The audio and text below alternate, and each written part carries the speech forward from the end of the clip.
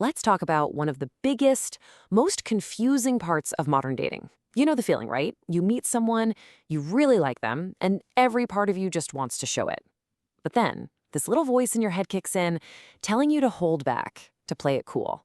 Today, we're going to pull that whole idea apart and figure out why it happens and if it's actually advice you should be taking.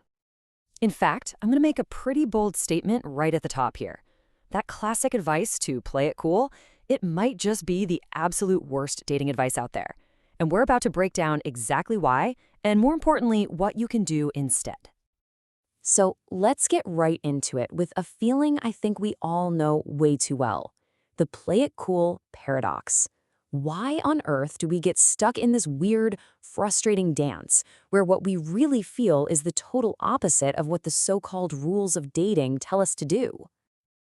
I mean, this really lays out the whole internal battle, doesn't it? On one side, you have your totally natural gut feeling. You want to call them, you want to be open and say, hey, I think you're great, you want to see them again soon.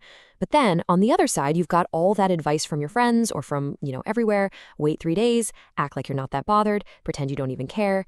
It's a whole strategy built on faking indifference. And look, this whole strategy, it comes with a real price tag. We waste so much time playing these bizarre waiting games. We could even lose the person entirely because they just think we're not interested. But maybe even worse than that, we go through this quiet humiliation of pretending not to feel something totally normal. And we start to connect that really healthy feeling of desire with, shame. So that just begs the question, why? Why do we do this to ourselves? Let's dig into the psychology here and unpack why we've all been taught to be so scared of showing enthusiasm.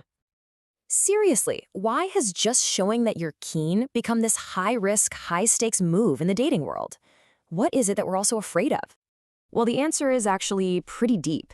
It's because our culture has, unfairly and just plain incorrectly, drawn a straight line between high enthusiasm and a genuine psychological issue. We've somehow started seeing one as a sign of the other. And that issue has a name: manic dependence. Now, this isn't just about liking someone a lot. No, this is a desperate, deep-seated need to just not be alone.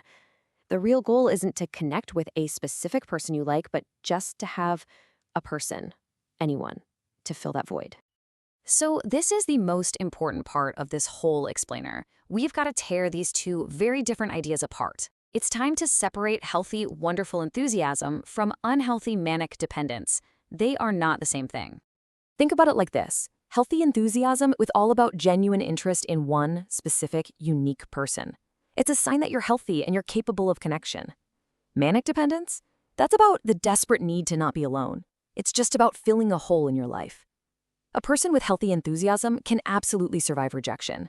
But someone with manic dependence feels like they literally cannot survive without a partner. The real problem, as our source material puts it so well, is that our cultural stories have unfairly glued these two things together. Our job, then, is to unglue them. So let's just be crystal clear about this. The real turnoff, the thing that people are rightly kind of scared of, is manic dependence. It has never, ever been about high enthusiasm. Okay, so if playing it cool is out, then what's in? Well, the answer is this really powerful emotional skill that we can call strong vulnerability. And this, my friends, is where things get really interesting. Strong vulnerability. It's like this incredible balancing act, right? It's about being able to be completely honest about your feelings, about your desire for closeness. But, and this is the key, doing it while you are also radiating self-confidence and independence. But what does that actually look like? What does it sound like? Okay, imagine being able to admit you feel a little nervous, but doing it with authority. It's the difference between saying, oh my God, I'm so nervous, I really hope this goes okay, versus saying with a warm smile, I'll be honest, I'm a little nervous, which is funny because this has easily been the best part of my week. See the difference? One sounds kind of needy, the other sounds self-aware and totally in control, even while admitting to being vulnerable. Okay, so this all leads us to the grand finale, the practical takeaway here, the art of sane keenness. This is how you show you're interested in a way that is actually attractive and compelling.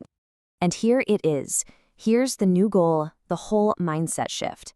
It's to be able to show your immense desire for someone, while at the exact same time letting them know, without even having to say it, that you would be 100% okay and could fully survive if they said no. Because let's be real, what's truly scary is never that someone likes us. What's frightening is that feeling that they might not be able to survive without us, that we are their only option. That kind of pressure is the real issue. So here's the new rulebook. Go ahead, tell them you'd love to see them again tomorrow. Be totally open about how great you think they are. But do it with an energy that makes it clear that if the answer is no, your world does not crumble. You have a rich, full, amazing life with plenty of other enchanting things to do. And that just leaves us with one final thought to chew on. We've been taught for so long to see our enthusiasm as some kind of risk that we have to manage. But what if we just flipped that whole idea on its head? What if your open, honest, yet totally self-assured enthusiasm wasn't your biggest risk, but actually your greatest strength?